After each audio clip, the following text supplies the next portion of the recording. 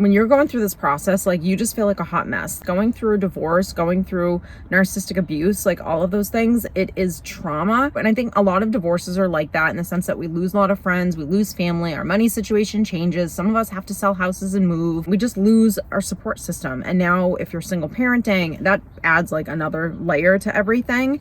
These were the things that if I was going to, I didn't want to like feel like me again. Like I was legit going through like a total transformation where I was like, okay, I am fully going to start working on like so many areas of myself. Like I want to get better. I was obsessed with YouTube. I was watching videos all the time, and I was watching the longer form videos. I wasn't just like scrolling on TikTok because that didn't really exist. Those like short form videos where you're just addicted to the highs. I watched everything. I watched the gurus, I watched the coaches, I listened to people that had been there. Like I was educating myself, but then I was going the next step deeper into it to figure out, who do I actually want to be? Like, what is the healthy version of myself? Like I wanted to know what it meant to be healthy. That's really what it kind of boiled down to. So these are kind of like the 5 things that I really started working on. The first thing that I did, and I know it's not going to apply for all of you depending on your situation, I had to focus on my son. So my son was 2 months old when my ex-husband moved out. So I had no choice but to fully focus on him. And I was lucky that I was in a position where I could stay home a little longer with him. It's very isolating, being a mom in general, let alone going through a divorce. So I solely focused on him, and he was actually a really good distraction, because you will know that when you are going through this process, there are many days where you will struggle to get out of bed. There are many days where you will feel depressed. It is very much like a death in the sense that you wake up and you're like, is this my life? Is this happening? Is this real? Did I dream that? Like, it's such a mind, you know what I'm saying? Like, so the fact that every morning I had to wake up and focus on him, it was a little bit of a good distraction just to kind of like start getting me over this like hump. In the beginning, my son, I really think, I'm showing you the aftermath because I literally was just about to start the next sentence and I was like, woo, here come the tears. But my son definitely saved me. Whew, that was a lot. Having this like tiny little human that I could just like love and pour love into was like the best medicine that I needed at that time. He kept me moving, he kept me going, he kept me laughing, he kept me smiling. Like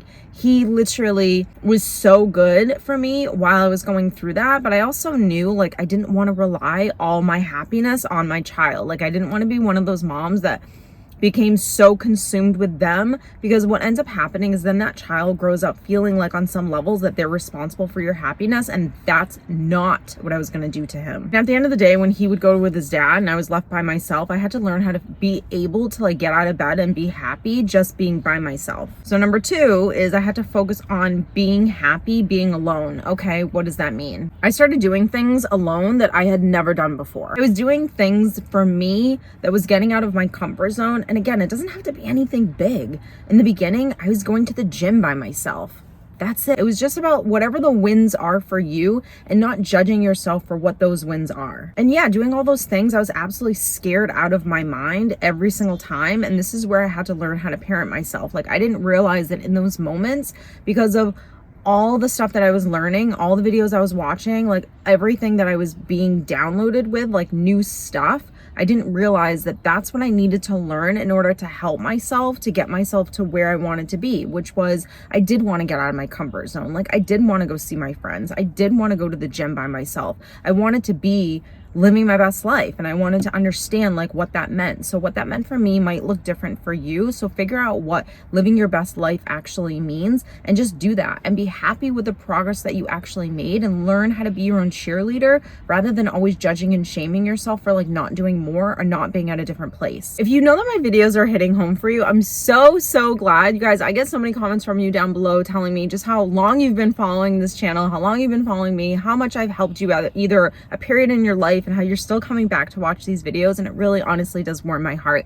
If you are not already subscribed and clicking on that notification bell, make sure you do, and make sure you also know that you can go down below to your For You page, and that's where you will find me. The third thing that I did, and I know it's not going to fit the mold for everyone, but for me, it was like the first thing that I really wanted to do on my own was I hired a personal trainer. I had so much anger. I had so much frustration going on inside of me that I have never done this before. And again, it might not be this like crazy thing for some people, but for me, it took a lot of balls to be able to go, okay, I'm going to do this for myself, because I needed a place to put all the toxic energy that was inside of me based on what I felt and what I was going through. So I signed up for a personal trainer and I would go to the gym every single day. And guess what? Working out is hard, and it is a mindset, and it is mental toughness, because your body wants to give up at the first sign of feeling uncomfortable. Like, oh my God, I'm doing too many sit-ups and it's starting to hurt. You have to learn how to be able to push through that and talk yourself off the ledge. And one of the best things, and I will remember this for the rest of my life,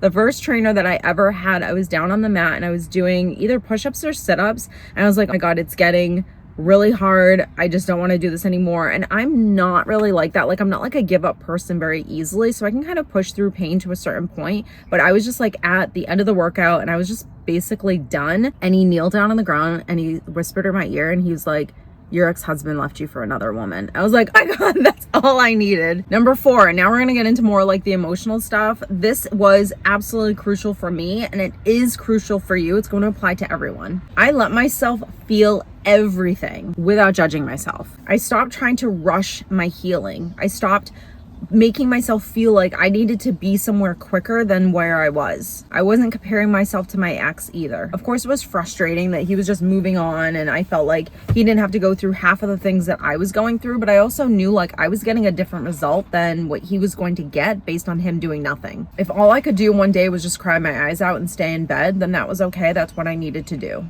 I just let myself cry, and I tried not to judge myself throughout the process, because I knew that this was just the day where I was just meant to be sad. And I feel like we all need to do that regardless of going through a divorce or a really tough breakup. Is because we constantly are judging ourselves, feeling like we should be somewhere different than where we are right now. Like, what we're doing and what we're contributing to our lives is just not enough. Healing is not a checklist, and some days you are straight up just in survival mode. And that's okay, because that is actually part of healing. Number 5 was I really built like some solid routines. I built a morning routine, a mid-afternoon routine, a nighttime routine, and I did the same thing every single day. In the morning, first thing, I'd feed my mind. I listened to something on YouTube, whether it was Les Brown or Eric Thomas or Tony Robbins or Eckhart Tolle or whoever. It was someone that I needed to listen to that day to just start to get my mindset in a good space, to feel hopeful, to feel like things are going to get better, to feel like I actually can do something. I think we all need to wake up and be able to feed our minds in the same way that we feed our bodies. And that made a huge difference on how my day went. I got some kind of physical exercise in. Either I went for a walk, either I went to the playground and played with Ryan, and I was like engaged with him. I wasn't just sitting there and letting him play in the sandbox, or I went to the gym. Like, I did something physical every single day.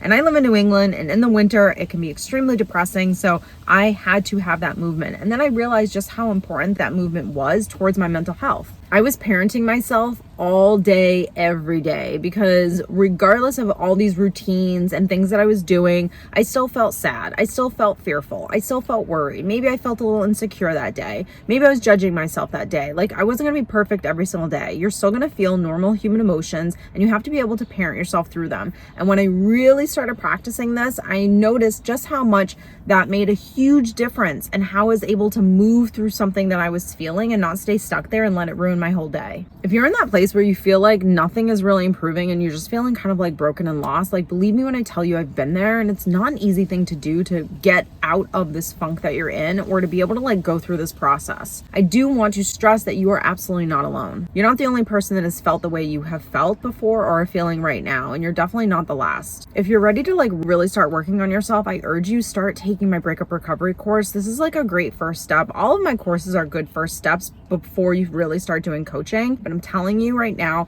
these skills that you learn, they absolutely will change your life. They stay stuck with you for the rest of your life. It's not something that you're just using just because you're going through a breakup or divorce. That's not what this is about. I am not here just to help you go through a breakup or divorce. I'm here to help you to change who you are and become healthy for the rest of your life. Because yeah, you're going to move on from this experience, and if you really work on yourself, life will get even better. But guess what? At some point you're going to be faced with another hurdle, and when you learn what I'm going to teach you, it will help you in all the hurdles of your life, and it'll help you just to have like a great life in general. And that's what this is about. Thank you guys so much for watching this week's video. I hope you enjoyed it. I hope it gave you some insight on the things that really worked for me, and you can apply them in your own life. I hope you have a great week, and I'll see you in the next video. Take care. Bye guys.